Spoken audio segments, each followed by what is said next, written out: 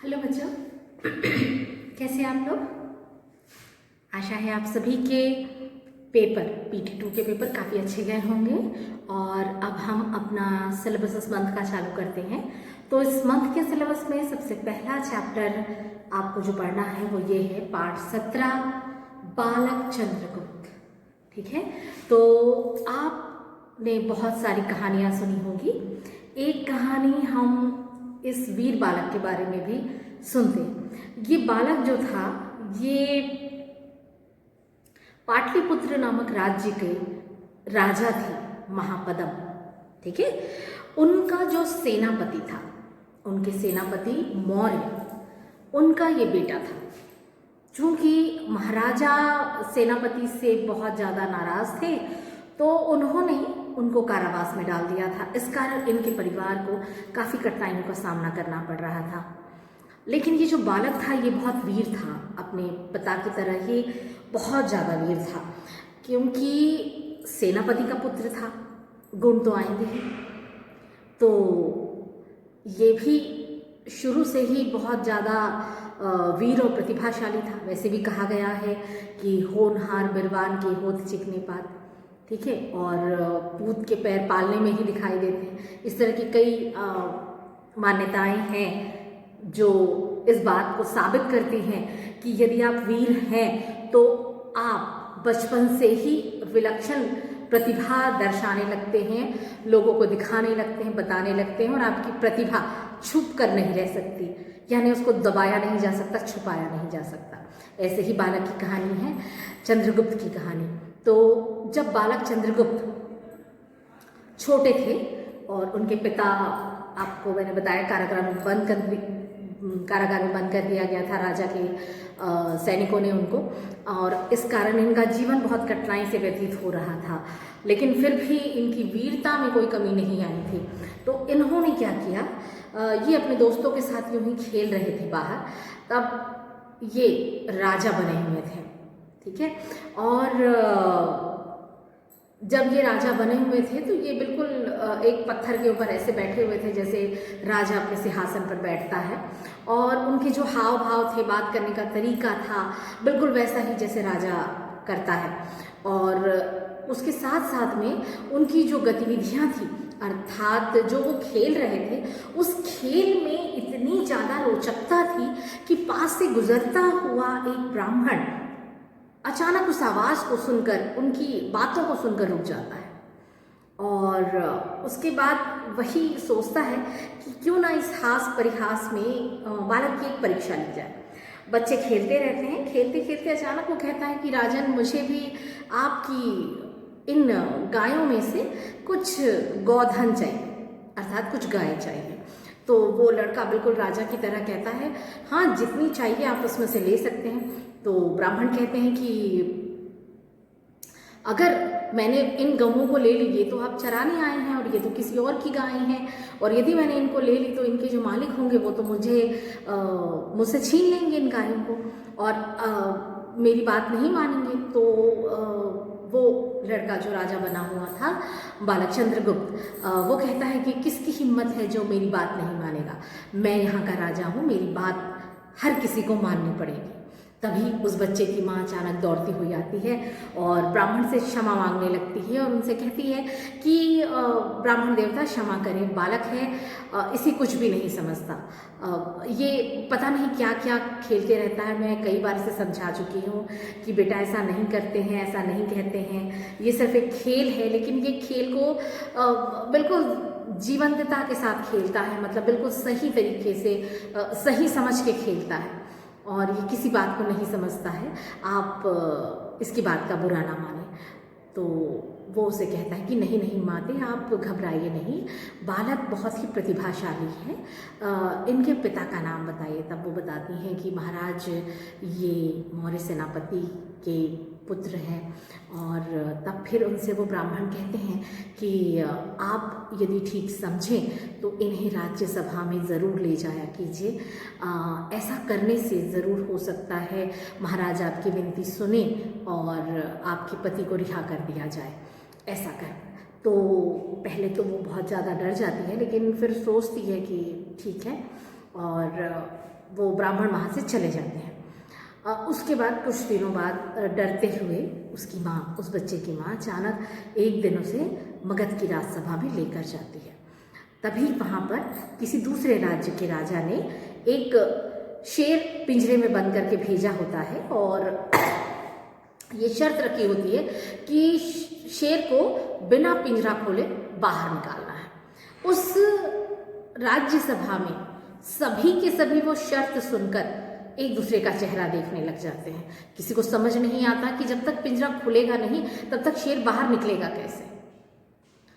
और तभी राजा फिर इनाम रखते हैं और कहते हैं कि जिसने भी यह काम कर दिखाया, यानी शेर को बिना पिंजरा खोले बाहर निकाल दिया, उसे मैं इनाम दूंगा। ऐसा सुनकर ये बालक जो वहाँ खड़ा रहता है उस भीड़ में कहता है मैं कर सकता हूँ। पूरी की पूरी सभा अचानक इस बालक की ओर देखने लगती है कि इतना छोटा बालक ये काम कैसे संभव कर दिखाएगा, क्योंकि बाकी जितने भी लोग हैं सब के सब बहुत ही ज़्यादा अचंभित होते हैं कि जब तक पिंजरा खुलेगा नहीं तब तक कैसे हम शेर को निकालेंगे बाहर। और उसके बाद जब इस बालक कहता है कि मैं निकालूंगा, तब सबके सब उसकी तरफ देखने लग जाते हैं। खुद राजा भी देखने लगते हैं और पूछते हैं उससे कि बेटा तुम कैसे करोगे ये सब, लेकिन साथ में ये भी कहते हैं यदि तुमने ऐसा नहीं किया तो मैं कठोर दंड दूंगा तुम्हें। वो बालक बिल्कुल निडरता के साथ आगे बढ़ता है और जाकर के पिंजरे को चारों तरफ से उसका निरीक्षण करता है कि ऐसी कौन सी चीज़ है शायद जिससे उसको बाहर निकाला जा सके, या कुछ भी जो भी उसके मन में था उस वक़्त। फिर अचानक वो एक मशाल उठा लेता है अपने हाथ में और मशाल उठाकर वो मशाल पिंजरे के अंदर डालता है। जैसे ही वो पिंजरे के अंदर डालता है, वो जो शेर होता है वो मोम का बना होता है, वो पिघल कर पिंजरे से नीचे पिघल के बह जाता है और पिंजरा खाली हो जाता है। सारी सभा चकित हो जाती है बालक के इस रोचक कारनामे से कि किसी को भी ये चीज़ समझ नहीं आई कि मोम को पिघलाया जा सकता है और इस तरह बिना पिंजरा खोले शेर को बाहर लाया जा सकता है। तो इस तरीके का कारनामा जब वो करते हैं तो सारी की सारी सभा बहुत ही आश्चर्यचकित हो जाती है और महाराज भी बहुत खुश होते हैं। तो ये कहानी थी बालक चंद्रगुप्त की, जो आगे बढ़कर चंद्रगुप्त मौर्य के नाम से प्रसिद्ध हुआ। और वो जो ब्राह्मण थे जो इनको मिले थे, बाद में वो इनके गुरु बने और उनका नाम था चाणक्य, जिनके नाम से आज भी अर्थशास्त्र के जनक थे वो। और चाणक्य नीति आज भी पढ़ी जाती है और उपयोग में लाई जाती है। ठीक है, तो इस तरीके की थी ये कहानी। आशा है आपको कहानी तो बहुत अच्छी लगी होगी। अब देखते हैं आपकी बुक में संवादों के साथ और किस तरीके से रोचक बनाते हुए इस कहानी को प्रस्तुत किया गया है। तो आइए आपकी बुक में पढ़ते हैं कि कैसे इस कहानी को रोचक ढंग से बताया गया है आपके लिए। ठीक है, पाटलिपुत्र में मौर्य सेनापति का साधारण सा घर था। सम्राट महापदम नंद के अत्याचार से मगध कांप रहा था। मैंने आपको बताया था सम्राट जो कि पाटलिपुत्र के सम्राट यानी राजा थे, उनका नाम था महापदम नंद। और एक इनके जो सेनापति थे, राजा के जो सेनापति थे वो मौर्य सेनापति के बंदी हो जाने के कारण उनके कुटुंब का जीवन बड़े कष्ट से बीत रहा था। अर्थात कि यदि किसी से जरा सी भी गलती हो जाती थी तो उसे कारावास दे दिया जाता था। ऐसे ही एक गलती की सजा से मौर्य सेनापति को कारावास दे दिया गया था। एक बालक उसी के घर के सामने खेल रहा था। कई लड़के उसकी प्रजा बने थे और वह राजा बना हुआ था। उन्हीं लड़कों में से वह किसी को घोड़ा और किसी को हाथी बनाकर चढ़ता, राजा की दंड तथा पुरस्कार देने का अभिनय भी करता। यानी वो लड़का जो राजा बना हुआ था वो हर तरीके से राजा जिस तरह अभिनय करता है और जिस तरह कार्य करता है, जिस तरह वह हाथी और घोड़ों पर चढ़ता है और सवारी करता है, वो सारी चीज़ें वो उसी तरीके से अभिनय कर रहा था। उसी ओर से एक ब्राह्मण जा रहे थे, उनका नाम था चाणक्य। वे बड़े बुद्धिमान थे। उन्होंने उस बालक की राज क्रीड़ा बड़े ध्यान से देखी। उनके मन में कौतूहल भी हुआ और कुछ विनोद भी सूझा, विनोद यानी हंसी मजाक। उन्होंने ठीक ब्राह्मण की तरह उस बालक के पास जाकर याचना की, राजन मुझे दूध पीने के लिए गौ चाहिए। गौ अर्थात गाय चाहिए दूध पीने के लिए। बालक ने भी राजा से उदारता का अभिनय करते हुए पास ही चलती गायों को दिखाकर कहा, इसमें से जितनी इच्छा हो गाय ले लो। जैसे कि राजा, यदि राजा के पास राजा है किसी राज्य का, तो उस राज्य में जितने भी पशु आते हैं, पेड़ आते हैं, वो सब राजा के अधीन होते हैं, है ना। तो राजा जितनी चाहे गौएं किसी को भी दे सकता है। तो उसी तरीके से उसने एक उदार राजा का अभिनय करते हुए उसने कहा कि यहाँ जितनी गायें चल रही हैं उनमें से आपको जितनी चाहिए आप ले लीजिए। ब्राह्मण ने हंसकर कहा, राजन ये तो जिनकी गायें हैं वह मारने लगे तो, अर्थात जिनकी गायें यहाँ चल रही हैं, यदि मैं उनमें से किसी की भी गाय लेता हूँ तो वो तो मुझे मारने लगेंगे। बालक ने सगर्व छाती फुलाकर कहा, किसका साहस है जो मेरे आदेश को ना माने। मैं राजा हूँ, मेरी आज्ञा अवश्य मानी जाएगी।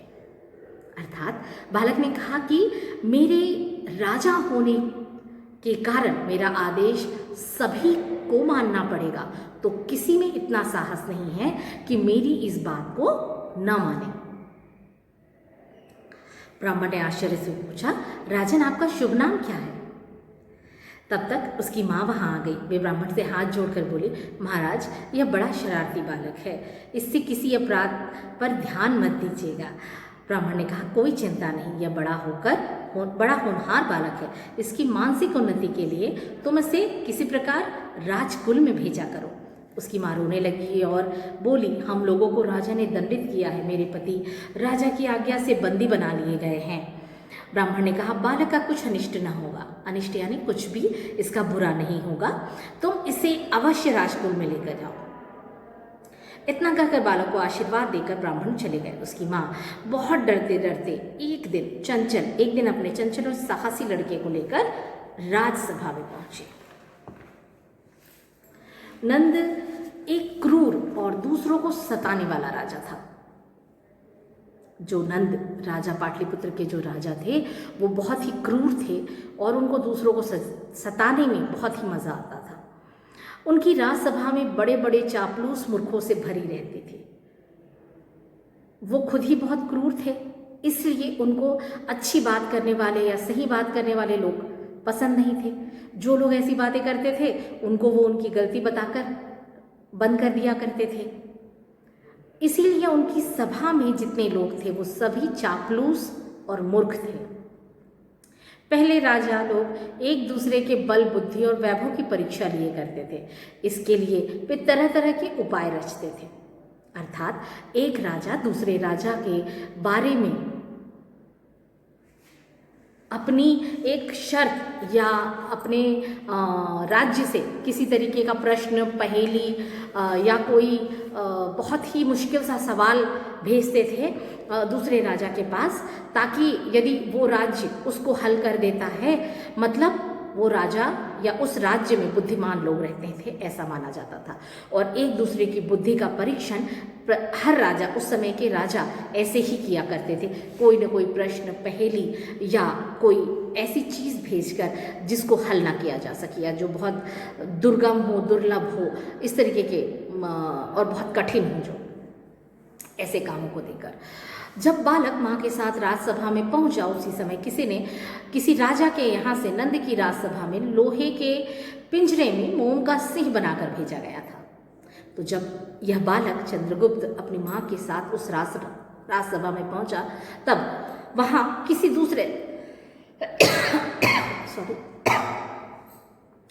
दूसरे राज्य के राजा ने एक पिंजरे में मोम के शेर को भेजा था और साथ ही यह कहलवाया था कि पिंजरे को खोले बिना ही सिंह को निकाल लीजिए। साथ ही क्या शर्त रख दी थी वहां पर? शर्त ये थी कि पिंजरे को आप नहीं खोलेंगे और शेर को आप बाहर निकालेंगे। सारी राजसभा इस पर विचार करने लगी, पर उन मूर्ख सभासदों को कोई उपाय नहीं सूझा। पूरी राजसभा में कोई भी ऐसा व्यक्ति नहीं था जो ये कर सकता हो। अपनी माता के साथ वह बालक भी ये सारी लीला देख रहा था। वह भला कब तक चुप रहने वाला था? उसने कहा, मैं निकाल दूंगा। सब लोग हंस पड़े। राजा नंद को भी आश्चर्य हुआ और नंद ने पूछा, यह कौन है? मालूम हुआ कि राजबंदी मौर्य सेनापति का लड़का था। फिर क्या था, नंद क्रोध से आग बबूला हो उठा और बोला, यदि इसे न निकाल सका तो तू भी इस पिंजरे में बंद कर दिया जाएगा। उसकी माता ने देखा कि यह विपत्ति कहाँ से आ गई, परंतु बालक निर्भीकता से आगे बढ़ा और पिंजरे के पास जाकर उसको भली भांति देखा। फिर लोहे की शलाकाओं को गर्म करके उस सिंह को पिघलाकर पिंजरे को खाली कर दिया। सब लोग चकित रह गए। राजा ने पूछा, तुम्हारा नाम क्या है? उसने कहा, चंद्रगुप्त। फिर राजा ने प्रसन्न होकर उसे तक्षशिला के विश्वविद्यालय में पढ़ने के लिए भेजा। आगे चलकर यही बालक उस ब्राह्मण चाणक्य की सहायता से चक्रवर्ती सम्राट चंद्रगुप्त मौर्य बना और ईसा से 321 वर्ष पहले वह मगध में पाटलिपुत्र के सिंहासन पर बैठा। अपने बाहुबल से उसने सिकंदर के यूनानी साम्राज्य के आतंक से भारत को मुक्ति दिलाई। तो आपने देखा कि कैसे एक बहुत ही साहसी, बहुत ही निर्भीक, बहुत ही निडर, बहुत ही वीर बालक ने कैसे अपनी चतुराई से, अपने बुद्धि बल से और शांत मन से एक ऐसे काम को आसान किया जो पूरी सभा में कोई नहीं कर पाया। तो आपको भी अपने बुद्धि बल का प्रयोग पूरी तरह से करने के लिए अपने आप को निडर बनाना होगा, साहसी बनाना होगा और साथ ही साथ बुद्धि का सही प्रयोग करना होगा किसी भी प्रकार की परेशानी को हल करने के लिए। इसीलिए कहा भी गया है कि निर्भीकता से और सूझबूझ से कठिन काम भी आसान हो जाते हैं। ठीक है। यदि उस बालक के मन में डर आ गया होता कि उसके पिता तो बंदी हैं और राजा फिर से उसे भी बंदी बनाने के लिए कह रहे हैं, और यदि वो डर जाता तो क्या वो ये कार्य कर पाता? नहीं, वो ये कार्य नहीं कर पाता। ठीक है। और आपने देखा कि उस वक़्त तक्षशिला विश्वविद्यालय हमारे देश का जाना माना विश्वविद्यालय था। वहाँ बहुत से लोग पढ़ने आते थे, ना सिर्फ अपने देश के, विदेशों से भी लोग आते थे। जब आप बड़े हो जाएंगे आपको पता चलेगा कि तक्षशिला विश्वविद्यालय उस वक़्त बहुत ही बड़ा विश्वविद्यालय था। कई करोड़ वर्ग फीट में उसकी वो फैला हुआ था पूरा, और वहाँ पर बहुत सारे करीबन लाखों करोड़ों लोग उस वक़्त वहाँ शिक्षा ग्रहण करते थे रहकर वहाँ पर, और वहाँ पर लाखों की संख्या में उस वक़्त शिक्षक हुआ करते थे। काफ़ी पुराना, सबसे पुराना और काफ़ी अच्छा विश्वविद्यालय था वो। और यहाँ जैसे कि मैंने बताया, देशों से ही, पूरे देश से ही नहीं, विदेशों से भी लोग यहाँ आते थे पढ़ने के लिए। चीन, जापान, कोरिया, यहाँ से भी लोग आते थे और हमारे यहाँ रहकर पढ़ते थे। ठीक है। आप जब बड़े हो जाएंगे और आप जब आगे कक्षाओं में जाएंगे तब इन सारी चीज़ों को आपको पता चलेगा, और तब आप जानेंगे कि चंद्रगुप्त मौर्य कितने बड़े चक्रवर्ती सम्राट थे जिन्होंने सिकंदर को हराया था और हमारे देश को उसके आक्रमण से निजात दिलाई थी, उसके आतंक से भारत को मुक्ति दिलाई थी। ठीक है। आशा है आपको ये पाठ समझ आया होगा, आपने एंजॉय भी किया होगा। इसके कोई भी कठिन शब्द यदि आपको समझ में नहीं आते हैं या कोई भी चीज़ आपको समझ में नहीं आती तो आप मुझसे फ़ोन पर पूछ सकते हैं।